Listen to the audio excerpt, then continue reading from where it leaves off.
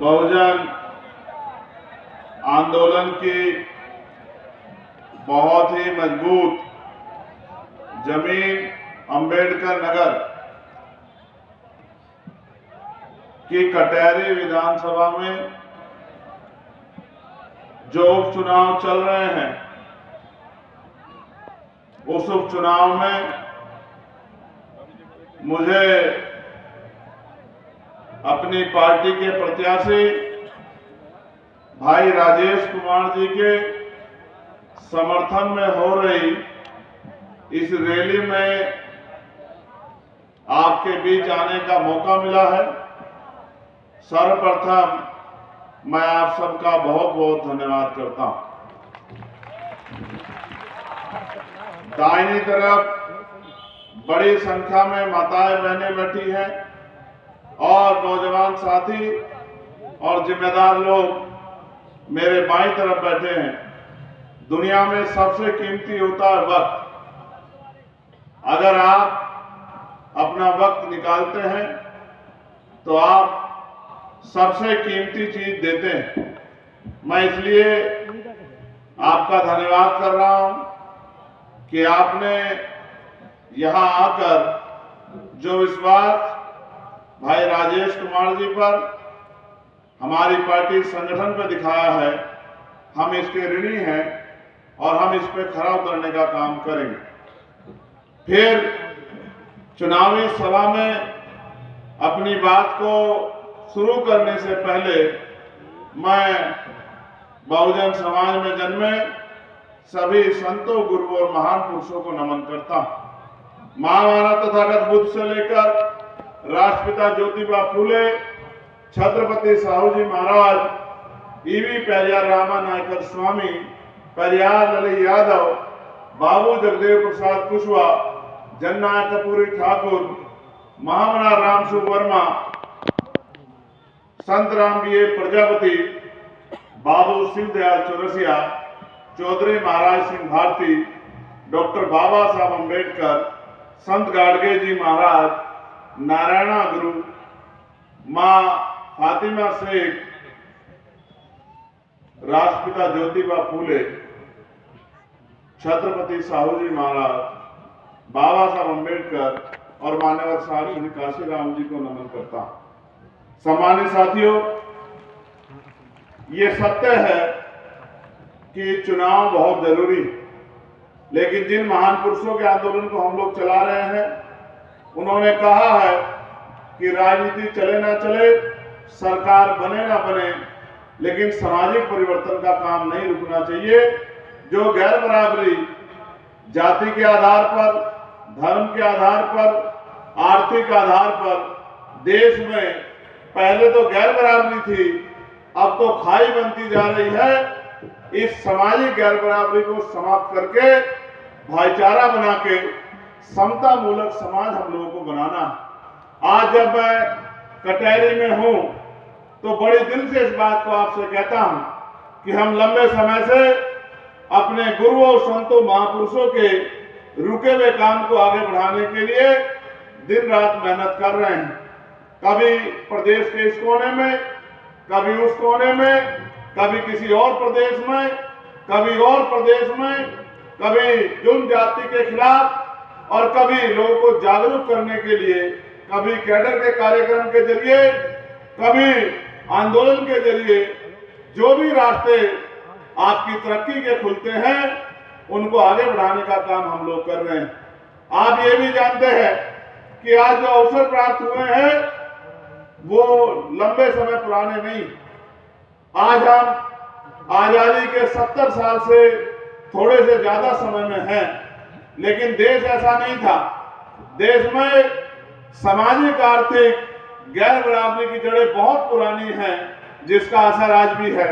हमारे महापुरुषों ने समय समय पे इसके खिलाफ आंदोलन चलाए हैं, जिनमें भगवान बुद्ध से लेके और सदगुरु रविदास जी महाराज के आंदोलन बड़े ही बेशकीमती हैं, जिन्होंने बड़े बड़े परिवर्तन किए। फिर उसके बाद आधुनिक भारत में राष्ट्रपिता ज्योतिबा फूले जी का आंदोलन, छत्रपति साहू जी महाराज का आंदोलन और डॉक्टर बाबा साहब अम्बेडकर का आंदोलन हमारे लिए हमेशा प्रेरणा स्रोत रहेगा। आज जब मैं यहाँ बोल रहा हूं तो मैं लोकसभा का चुनावा मेंबर हूं और ये अवसर अगर हमें मिले हैं तो ये बाबा साहब अम्बेडकर के संविधान की वजह से मिले हैं। देश तो आजाद 15 अगस्त 1947 को हो गया था, लेकिन देश की बहुत बड़ी आबादी को बराबर के अधिकार और सम्मान का जीवन नहीं मिला।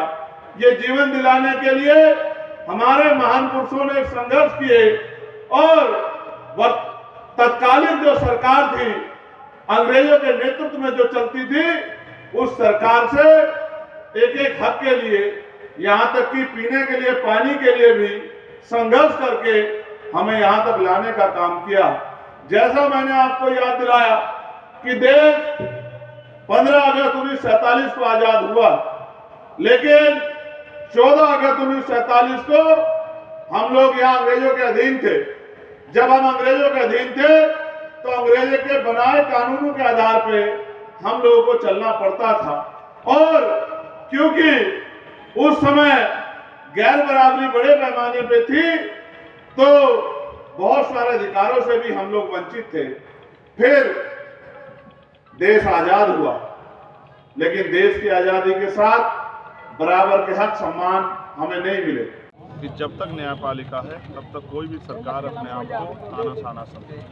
और उन्होंने जो टिप्पणियां की हैं कि अगर बिना दोष साबित हुए जिस तरह से बुलडोजर चलाया गया है, तो जिन अधिकारियों ने सरकार को खुश करने पे किया है उनकी सख्त कार्रवाई अगर कोर्ट एक बार कर देगा तो मुझे लगता है दोबारा किसी के सपने में भी बुलडोजर नहीं आएगा। दूसरा, जिनके ऊपर कार्रवाई उनको मुआवजा मिले, ये बहुत महत्वपूर्ण है। माननीय सर्वोच्च न्यायालय ने गरीबों के और सरकार द्वारा सताए गए लोगों को, जो बड़े पैमाने पे दलित, पिछड़े और मुस्लिम समाज के हैं, उनको न्याय दिलाने के लिए उनकी पीड़ा को समझ के जो फैसला दिया, मैं इसका स्वागत करता हूं। और ये एक जोरदार तमाचा है सरकार के गाल पे कि मुझे लगता है भविष्य में कुछ भी करने से पहले सरकार 4 बार सोचेगी, क्योंकि आज जो सरकार है, जिस तरह संवैधानिक पदों पर बैठे मुख्यमंत्री 7 साल से मुख्यमंत्री और वो लोगों को डराने का काम करते हैं, कटोगे बटोगे। मैं पूछना चाहता हूं, पुलिस आपके पास है, एडमिनिस्ट्रेशन आपके पास है, सारा सिस्टम आपके पास है, आपको तो चाहिए कि आप जनता कहो कि हमारा शासन जो है सुशासन है, उसमें आपको डरने की जरूरत नहीं है। वहां आप लोगों को डराने वाले नारे देकर सिर्फ वोट का फायदा सोच के और माहौल खराब करने का काम करते हो, डर की भावना पैदा करने का काम करते हो। आप कहां से मजबूत नेता हो? आपको अपनी सोच में और उत्तर प्रदेश को बांटने वाली स्थिति में परिवर्तन करना चाहिए। आपको याद होगा कितनी अच्छी कानून व्यवस्था है कि एक भारतीय जनता पार्टी के विधायक के गाल पे जो जोरदार तमाचा पड़ा था, वो 10 दिन बाद भी FIR के रूप में तब्दील नहीं हो पाया था। जब बहुत आलोचना हुई और मुख्यमंत्री जाके मिलना पड़ा, तब जाके पिछड़े वर्ग के लोगों को सिर्फ ये बताने के लिए कि कार्रवाई होगी, तब जाके एक FIR दर्ज हुई। प्रयागराज में छात्र आंदोलन कर रहे हैं। देखिए, मैं उनका समर्थन करता हूँ और आप जानते हैं मैंने मंच से भी कहा कि मैं जाना चाहता हूँ उनके बीच में, लेकिन सिर्फ एक मजबूरी है कि भारतीय मीडिया का जो चरित्र है उससे मैं पूर्ण रूप से वाकिफ हूँ। 10 मिनट लगेंगे उनके पवित्र आंदोलन को राजनीतिक आंदोलन साबित करने के लिए मीडिया को, जबकि ये कड़वा सच ये है कि 2 दिन से आप और मैं इंसान है, हमारे घर में बहन बेटियाँ हैं, वो बच्चियाँ वहाँ सड़कों पे बैठी हैं, वो बच्चे बैठे हैं सड़कों पे, और वो हमारे परिवार के बच्चे हैं। उनके मन में पीड़ा है, उन्होंने 4-4, 5-5 साल तैयारी की है। जिस तरह से नॉर्मलाइजेशन को लेके और 2-2 शिफ्ट में जो पेपर कराने की बात जो है बोर्ड कर रहा है, आयोग कर रहा है, उसके लेके जो उनका विरोध है वो सही है। मैं भी ये मांग करता हूँ, जैसा जब सरकार कहती है केंद्र की 1 नेशन 1 इलेक्शन, कि हम इतने ताकतवर हो गए हैं कि एक ही दिन में पूरे देश में चुनाव करा सकते हैं और सारे तरह के चुनाव करा सकते हैं, तो 1 डे 1 शिफ्ट में उन बच्चों का एग्जाम क्यों नहीं करा सकते? और आप ये भी कह रहे हो कि हम फेयर करा देंगे और 41 सेंटर पे करा रहे हो पेपर, तो बाकी 34 सेंटर के आपने पहले से तय कर लिया कि उन पे गारंटी है कि उन पे नकल होगी, इसलिए आप वहाँ उनमें परीक्षा नहीं करा रहे। आप तो कहते थे अपने मैनिफेस्टो में 10 किलोमीटर के अंदर परीक्षा कराएंगे, अब क्या हुआ मैनिफेस्टो में? ये रोजगार नहीं देना चाहते, ये युवा विरोधी सरकार, और युवा विरोधी सरकार को युवा आने वाले समय में वोट की चोट से सबक सिखाएगा। मुझे इस बात का विश्वास है। अब जातिगत जनगणना पे एक टिप्पणी आई है कि इसमें जाति का कॉलम नहीं होगा। मैं पूछना चाहता हूँ कि जब आप जोड़ने की बात करते हैं तो फिर इन वर्गों की संख्या बताने में आप क्या यूपी जब खबर आप नीचे इनके करो। ABC होने की बात करते हैं तो जातिगत जनगणना हो तो जाति के कॉलम के साथ हो तो लोगों को पता लगे कि उनकी संख्या कितनी है और उनको मिल क्या रहा है। सरकार वोट तो सबका लेती है भारतीय जनता पार्टी की, लेकिन देती किसको क्या है इस बात की जानकारी भी लगनी चाहिए। इस उपचुनाव में लगातार सरकार सारे अंतरी मंत्री संतरी सब लगाएंगे, डर क्या है रही सरकार? अगर आपने बहुत अच्छा काम किया है पिछले 7 साल में तो फिर आपको डराने की बात करने की बजाय और इतना तंत्र लगाने की बजाय आपको तो नॉर्मल आप पे सब कुछ है, एक अपील ही कर देनी चाहिए थी।